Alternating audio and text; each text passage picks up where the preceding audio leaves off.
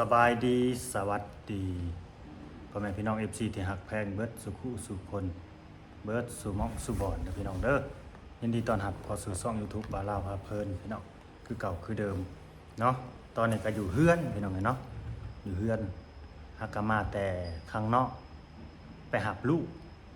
เนาะไปหาลูกสาวมื้อนี้ลูกสาวเฮียนเนาะสอบจบชั้นม .4 มื้อสุดท้ายพี่น้องเอ้ยเนาะนักเรียนลาวนี่เขาสิสอบเซ็งจบมัธยมตอนต้นก็คือม .4 เนาะคือมื้อนี้เป็นมื้อสุดท้ายเนาะน่าสิทั่วประเทศบ่หรือว่าจังไดอันนี้ก็ดีน่าสิทั่วประเทศนั่นแหละหรือว่าบางแขวงก็สิจบไปแล้วบ่อันนี้ก็บ่ฮู้เนาะกามาพี่น้องเอ้ยแต่ว่ามื้อเช้านี่ก็เข้าไปหาทางน้องโอเพิ่นเนาะเป็นที่เรียบร้อยเข้าไปเบิ่งว่าสร้างกำลังใส่ลูกติ่งบันไดเนาะใส่ลูกติ่งบันไดแล้วก็ใส่วายเมตรภาษาไทยเอิ้นวายเมตรบ่หรือพี่สังภาษาลาวเฮาเอิ้นอันตะนางเทพืชเนาะก็หลายคู่หลายคนก็ตอนนี้ก็กำลังเนาะติดตามเรื่องกระแสนั่นแหละเนาะที่ว่าประเด็นเรื่องน้องโอนั่นแหละเนาะเรื่องดินเรื่องดอนนั่นแหละพี่น้องเอ้ยเนาะแต่มันก็ว่าได้ใดมันก็จบไปด้วยดีหั่นแหละพี่น้องเอ้ยเนาะสิมาแจ้ง FC ซะคือมันจบไปด้วยดีแล้วเนาะแล้วก็ขอบคุณFC เนาะผู้รักผู้ใหญ่ใจดีใจบุญเด้อเบิดสุขคนที่เชื่อถือเนาะแล้วก็เชื่อมั่นในโตของบ่าวลาวพาเพลินเนาะว่าเป็นคนดีจริงนะพี่น้องเอ้ยเนาะเป็นคนดีจริงที่ว่าทำตามจุดประสงค์ของผู้รักผู้ใหญ่เพิ่นก็จริงแต่มันอาจจะบ่เบิดนั่นแหละเนาะอาจจะบ่เบิดเนาะก็ขอบคุณ FC เด้ออันนี้ก็ดีเนาะที่ว่าเชื่อมั่นเนาะว่าบ่าวลาวนี่ก็เป็นคนที่ว่าซื่อสัตย์นะพี่น้องเอ้ยเนาะตรงไปตรงมาหั่นแหละแต่ก็ส่วนมากเขาก็สิเป็นคนตรงๆแหละว่าหยังก็ว่าตรงๆเนาะบ่มีอ้อมค้อมนะเนาะก็ขอบคุณ FC เบิร์ดสุคนนั่นแหละที่เป็นห่วงเป็นใยพี่น้องเอ้ยเนาะที่เป็นห่วงเป็นใยแล้วก็ให้กำลังใจเด้อเพราะว่าสิเป็น FC ทั้งฝั่งลาวฝั่งไทยและก็ต่างประเทศเนาะสิเป็นเอื้อยๆอ้ายๆเนาะพ่อๆแม่ๆเนาะให้ฮักเอื้อยแพงนั่นแหละก็กำลังจากเห็นคลิปเนาะเห็นคลิปแบบนี้นะเพิ่นก็เป็นห่วงเนาะเพิ่นก็เป็นห่วงบ่าวลาวนี่ก็หลายคนพี่น้องเอ้ยให้กำลังใจเขามาก็หลายเป็นห่วงก็หลายพร้อมที่อยู่เคียงข้างเสมอตลอดไปสิซอยทุกอย่างก็มี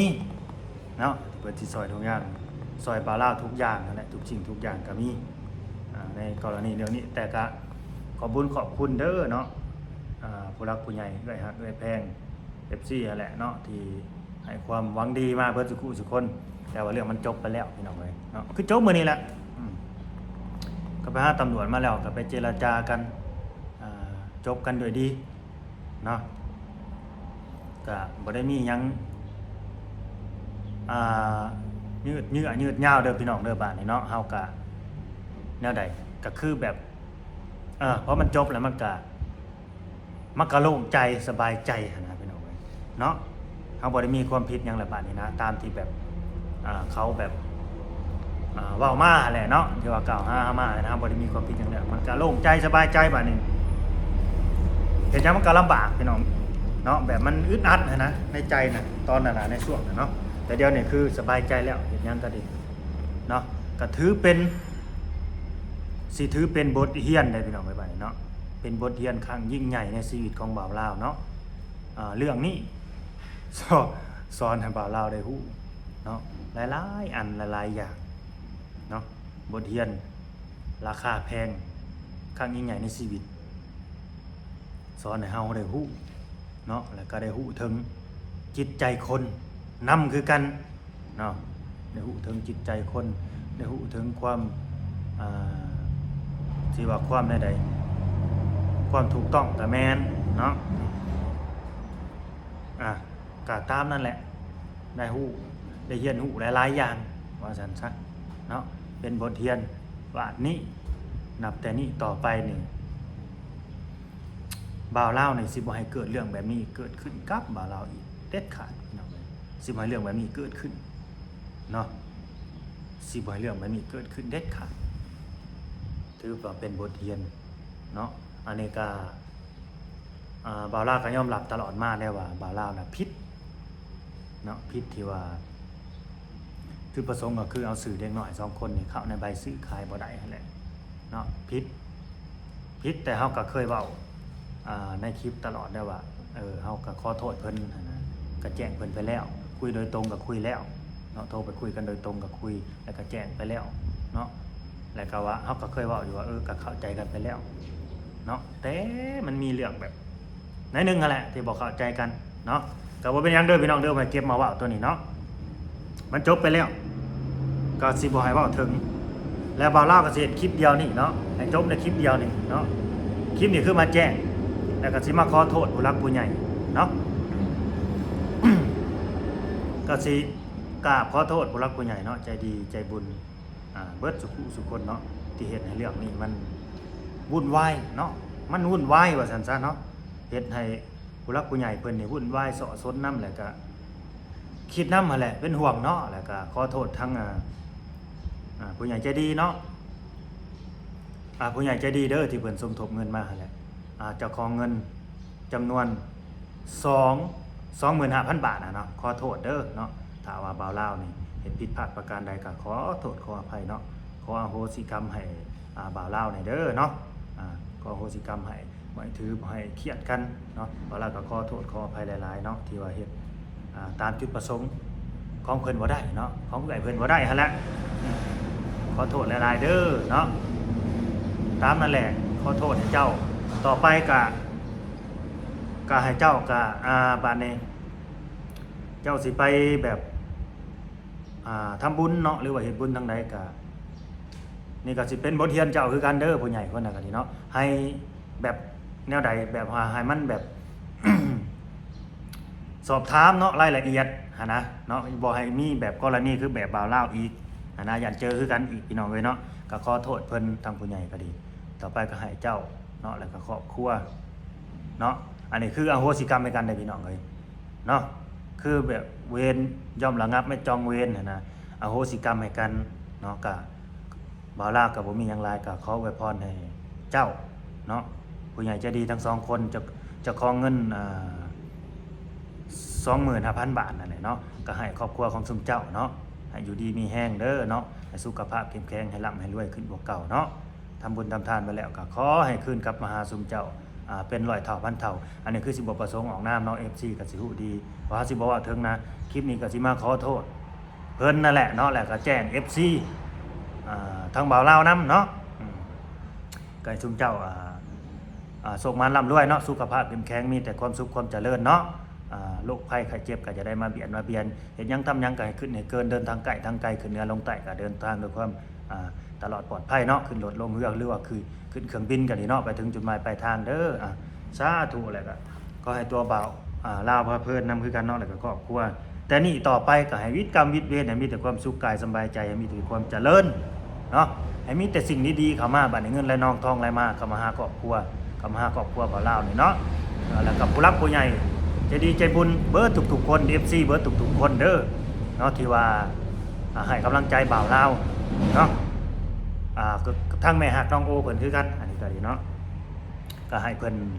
ร่ำเพิ่นรวยให้เพิ่นสุขภาพเข้มแข็งเนาะอายุมั่นขวัญยืนเนาะทานมาแล้วก็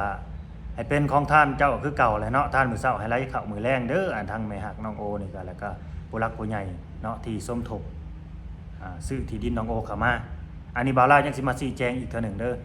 สำหรับคนที่ซื้อที่ดินนี่เข้ามาเนาะเพราะว่า2คนนี้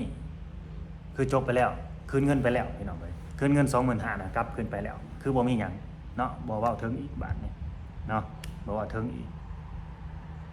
มีแต่เฮาสิมาแจ้งแบบผู้ใหญ่ใจดีเนาะที่ว่าเพิ่นสมทบเงินซื้อที่ดินเข้ามาหั่นแหละบาดนี้เนาะสมทบเงินซื้อที่ดินเข้ามาแล้วก็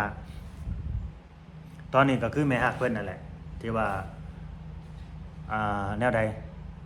สิว่าเป็นหัวเรือใหญ่นะพี่น้องเอ้ยเนาะเฮ็ดเฮือนอยู่ตอนนี้นะที่เฮาเว้าไปมื้อนั่นแหละเบิดประมาณ200,000 ปลายแล้วนะตอนนี้นะรวมๆแล้วเบิด200,000 ปลายกว่าบาทแล้ว นี่แหละก็หวังว่า FC หลายๆคนก็สิเข้าใจและก็เห็นใจเนาะให้กำลังใจบ่าวลาวส่วนว่าคนที่ อ่าบ่เห็นดีเนาะบ่เห็นดีเห็นงามที่บ่ถืออกถือใจเพิ่นอันนั้นก็สุดแล้วแต่เพิ่นก็มองผ่านไปพี่น้องเอ้ยคนเฮามันร้อยพ่อพันแม่เนาะ สิไปให้ถือใจเบิดทุกผู้ทุกคนมันก็เป็นไปบ่ได้เนาะก็คือแบบแนวใดเฮาก็ทำงานต่อไปพี่น้องเอ้ยเดินต่อไปหั่นแหละเฮ็ดความดีต่อไปเนาะเฮ็ดความดีต่อไปพอเฮาก็จุดประสงค์แรกๆเฮาก็มีจุดประสงค์ดีอยู่แล้วนะเนาะบ่ได้ไปคิดบ่ดีเนาะบ่ได้ไปกระวอกกระแวกบ่ได้ไปออกนอกลู่นอกทางนะเนาะสิแหละเพิ่นว่าคนดีอ่าตกน้ำก็บ่ไหลตกไฟก็บ่ไหม้เพิ่นว่านะคนดีสิประมาณนี้เนาะคิดดีทำดีมันก็สิมีแต่สิ่งดีๆเข้ามาในชีวิตแล้วก็ครอบครัวเนาะพี่น้องเนาะประมาณนั้นแหละคิดดีทำดีมันก็ได้ดี แต่ว่าผลดีน่ะมันสิมาแบบใดมาในรูปแบบใดมันสิมาเร็วหรือมาช้าเนาะก็รอพี่น้องเลยก็รอไปหั่นแหละเนาะมันสิมารูปแบบใดก็ได้มันบ่ได้มาเป็นโตดอกบ่ได้มาเป็นก้อนมันบ่ได้ย่างมายงๆให้เฮาเห็นดอกความดีน่ะก็ดีเนาะก็ตามนั่นแหละก็บ่มีหยังหลายเด้อพี่น้องเด้อสำหรับคลิปนี้ก็ดี ตอนนี้บ่าวเล่าก็คือแบบโล่งอันนั้นโล่งแบบว่าหลุดพ้นจากการกล่าวหาอหยังประมาณนี้นะเนาะหลุดพ้นไปแล้วซ้ำว่าโอ้โล่งไปเลยพี่น้องเอ้ยซ้ำแนวใดซ้ำได้ขึ้นสวรรค์เนาะซ้ำได้ขึ้นสวรรค์แหละก็มีว่าคันเฮาบ่เฮ็ดผิดเฮาก็บ่ต้องกังวลก็แม่นอยู่เนาะบ่ต้องกังวลมันก็ในเมื่อว่ามีแบบ คนที่ว่าบ่หวังดีกับเฮานี่มายัดเยียดให้เฮานี่นะเนาะแล้วมันก็เกิดกระแสดราม่าต่างๆนานามันก็เกิดในความเฮานี่ทุกข์ใจเนาะพี่น้องเนาะทุกข์ใจลำบากใจหั่นนะประมาณนี้เพราะว่ามันก็มีทั้งผู้ที่มองในด้านลบและด้านบวกหั่นนะ เนาะเฮาก็มีความคิดมันก็ต้องถูกใจแน่เนาะแต่จุดประสงค์ของเฮามันก็คือเฮ็ดดีหั่นแหละ ทำดีพอฮู้ตัวเองดีอยู่เด้เนาะบ่เคยเด้อบ่าวลาวบ่เคยสิไปหลอกไปลวงไปต้มเป็นตัวผู้ใดบ่เคยเนาะบ่เคยพี่น้องเอ้ยเจตนาดีแต่ครั้งแรกพุ่นน่ะเนาะแต่มันผิดพลาดตรงที่ว่าข้อเดียวเท่านั้นเนาะอันนี้คือสิ่งที่บ่าวลาวผิดพลาดเนาะก็มันกับที่แรกบ่คิดเอาว่ามันสิมาฮอดจุดนี้พี่น้องเอ้ยเนาะสิมาฮอดจุดนี้แต่มันก็มาฮอดแล้วมันก็มาจบเนาะมาจบในมือนี้มาจบในมือนี้แล้วก็ผู้รักผู้ใหญ่ก็เป็นสักขีพยานนำกันเด้อพี่น้องเอ้ยเนาะบ่าวลาวก็ขอโทษไปแล้วเด้อเนาะขอโทษไปแล้วผู้ใหญ่ใจดีหั่นแหละ2คนนั่นแหละเนาะบ่าวลาวขอโทษไปแล้วแล้วก็มาชี้แจงทุกเรื่องทุกอย่างนะแล้วก็บ่เว้าสื่อกันบ่ได้เว้าสื่อกันออกสื่อโซเชียลพี่น้องเอ้ยตามที่ตกลงกันนี่มื้อนี้คือบ่ได้เว้าพาดพิงถึงกันไปมาอีกแล้วเพราะเป็นมีบทบันทึกอยู่แล้วนะบ่เว้ายุโยงยุแย่บ่ว่าพาดพิงถึงYouTube คือกันแหละกับผู้รักผู้ใหญ่คือกันคือจบจากกันด้วยดี และก็บ่าวลาวก็ได้เว้าอีกว่าให้ลบคลิปได้ลบคลิปได้ลบคลิปที่เคยเว้าแบบให้กันบ่ดีในทางที่บ่ดีในทางบวกนะให้ลบคลิปมื้อนี้ได้แจ้งกันทางอ้ายตำรวจเพิ่นไปแล้วเนาะว่าเราได้แจ้งไปแล้วว่าจะขอความร่วมมือนำทางอ้ายตำรวจนี่เด้อว่าให้ทีมงานหั่นแหละลบคลิปแหน่เบิดทุกคนว่าที่เฮาเว้าในมุมมองที่บ่ดีในใดที่ผ่านมาที่มันเกิดกระแสดราม่าเพิ่นก็ว่าโอเคเพิ่นก็ว่าได้ตกลงเพิ่นน่ะเดี๋ยวสิโทรบอกตอนที่นั่งเฮ็ดบทบันทึกกันหั่นนะเฮาบัดลืมซะพี่น้องก็คิดบ่ออกตอนน่ะเนาะบัดกลับไปแล้วทีมงาน YouTube น่ะบัดแยกย้ายกันเบิดเลยหั่นนะก็เลยบ่ทันก็เลยบอกฝากไว้นำไอ้ตำรวจเพิ่นเพราะว่าเพิ่นก็มีเบอร์มีจังติดต่อกันหั่นนะเนาะเพิ่นหวังว่าเพิ่นก็สิโทรบอกพี่น้องอันนี้ก็ดีเนาะแต่ตัวบ่าวลาวก็สิได้ลบคือกันได้บ่แม่นแต่ช่องอื่นเขาลบแล้วตัวบ่าวลาวก็สิได้ลบในที่ว่ามุมมองบ่ดีหั่นแหละเนาะลบคือกันได้เฮาก็แบบแฟร์ๆนะพี่น้องเอ้ยเนาะ หมู่ลบก็ลบถึงหมู่บ่ลบเฮาก็ลบนะเนาะมันบ่ได้ยากตัวนี้บ่ได้ยากก็คือเรื่องมื้อนี้แหละมันก็บ่ได้ยากคือกันเรื่องมื้อนี้นะก็บ่ได้ยากเนาะก็หวังว่า FC หลายๆคนก็สิเข้าอกเข้าใจเด้อพี่น้องเนาะก็จุดประสงค์หลักๆของ FC ก็คืออยากให้จบกันด้วยดีหั่นแหละก็บ่อยให้มันยาวมาฮอดปานนี้ดอกพี่น้องเอ้ยเนาะแม่เพิ่นก็เป็นห่วงเป็นใยคือกันเพิ่นก็โอ้จะเป็นนั่นน่ะน้อลูกน้อคือแม่ฮักนี่แหละที่ว่าเพิ่นมีส่วนในการซื้อดินนะเพิ่นก็โอ้คือเป็นจังซั่นน้อบ่าวลาวโอ้สู้ๆเด้อลูกเด้อเพิ่นว่าจังซั่นจังซี่นะก็คือเรื่องของน้องโอ้นี่ก็สิดำเนินการต่อไปจนแล้วพุ่นแหละพี่น้องเอ้ยเนาะดำเนินการต่อไปจนแล้วแล้วก็ สิมีข่าวดีไว้นี่แหละข่าวดีจังใดข่าวดีก็คือขึ้นเฮือนใหม่นั่นแหละเนาะขึ้นเฮือนใหม่น้องเพิ่นเนาะน้องโอหรือว่าท้าวกรพักนามสกุลนี่ลืมมานามสกุลบาทนี่เพราะว่าไปเฮ็ดบัตรประจำตัวประชาชนไว้แล้วเปลี่ยนชื่อนะนามสกุลนี่ยังเนาะลืมบ่เล่ากันดิแบบมันบ่ชินหูชินปากนะนามสกุลนี่มันสิเป็นนามสกุลแบบคล้ายๆพี่น้องทางฝั่งไทยนะพี่น้องเอ้ยเนาะแต่ลาวสิบ่ค่อยใช้กันแบบนี้นะมันก็เลยลืมเนาะจำได้แต่ว่ากรพักนี่แหละที่ว่าชื่อทางผู้หลักผู้ใหญ่เพิ่นพี่มาพี่บ่ครับมานั่งน้ำพอพี่เลยเร็วลูกชายก็บ่สบายพี่น้องเอ้ยเบิ่งเงาก็โซกิเสมานั่งน้ำพอสบายดีกันดูลูกสบายดีด้วยสบายดีปลาลุงดูนี่เบิ่งดูนี่สบายดีปลาลุงดูสบายดีด้วยสบายดีถูดูลูกถูดูอันเด้เงาโกโซกิเซลูกชายกันดิบ่สบายพี่น้องเอ้ยไปโรงเรียนว่านี่ก็พาไปฉีดยายามมื้อแรง5เทื่อมื้อวานนี่ลูกชายนี่แหละลูกชายหล่าบ่าวลาวเด้อพี่น้องเอ้ยนี่เนาะหากาได้4 ปี 6 เดือนเนาะส่วนเอื้อยก็15 ปีเนาะเรียนอยู่ม.4 มีลูก2 คน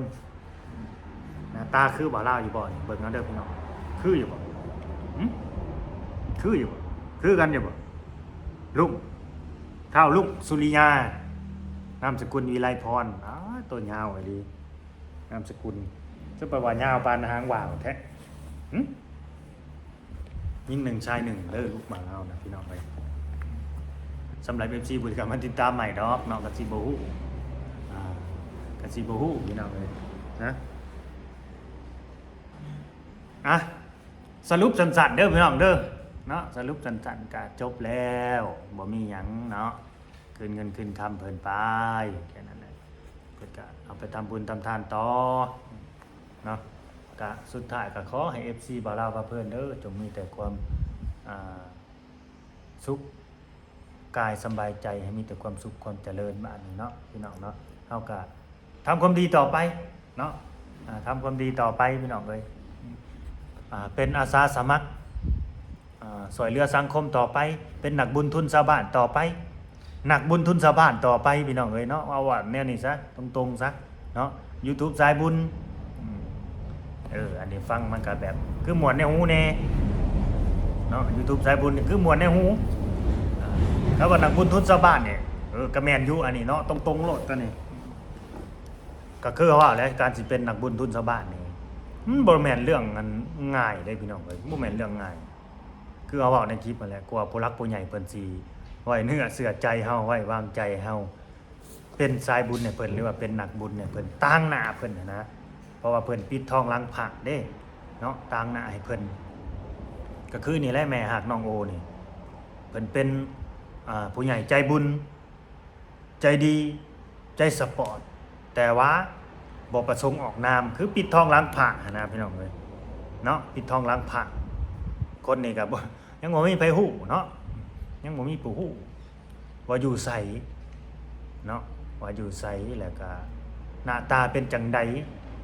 อันนี้ก็คือคนบ่สงวนพี่น้องเนาะบ่สงวนออกสื่อโซเชียลเนาะเพราะว่าเพิ่นบ่แม่นคนสาธารณะนะ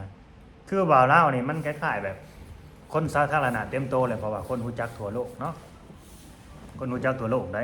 ถ้าเกิดเราเฮ็ดบ่ดีปุ๊บเฮาเฮ็ดได้ที่แนวมันบ่ดีปุ๊บแหละเขาเอาไปแชร์ไปวิพากษ์วิจารณ์นี่เสียหายได้พี่น้องเอ้ยเสียภาพลักษณ์เนาะหมอนี่บ่ดีเด้อจังซั่นจังซี่นะออกมาหลอกลวงเด้อจังซั่นตกตุนเด้อจังซั่น18มงกุฎ19มงกุฎเด้อหมอนี่นะแบบนี้บ่ดีเลยได้เนาะอย่าไปเชื่อมันเด้อบักนั้นบักนี้แบบนี้นะนี่แหละคือเสียเพราะเฮาเป็นคนสาธารณะเด้คนรู้จักกันทั่วโลกเนาะก็ตามนั่นแหละเด้อพี่น้องบ่มีหยังหลายเนาะสุดท้ายก็ขอบคุณ FC ผู้รักผู้ใหญ่ใจดีใจบุญเบิดสุขคนเนาะรวมทั้งผู้เก่าผู้ใหม่แล้วก็ทั้งแม่ฮักน้องโอเพิ่นเนาะให้มีแต่ความสุขความเจริญสุขกายสบายใจเด้อนับแต่มื้อนี้วันนี้เนาะต่อไปเนาะก็ขอให้มีแต่ความโชคมาร่ำรวยพี่น้องเนาะเฮงๆรวยๆกันเบิดสุขคนนั่นแหละอายุมั่นขวัญยืนเนาะหาเงินหาคำเฮ็ดหยังทำหยังก็ให้สุขให้มาให้ขึ้นให้เกินบ่ให้ของให้ค่าเนาะปราศจากศัตรูหมู่มารโรคภัยไข้เจ็บเด้อพี่น้องเนาะตามนั้นแหละสบายดีพี่น้อง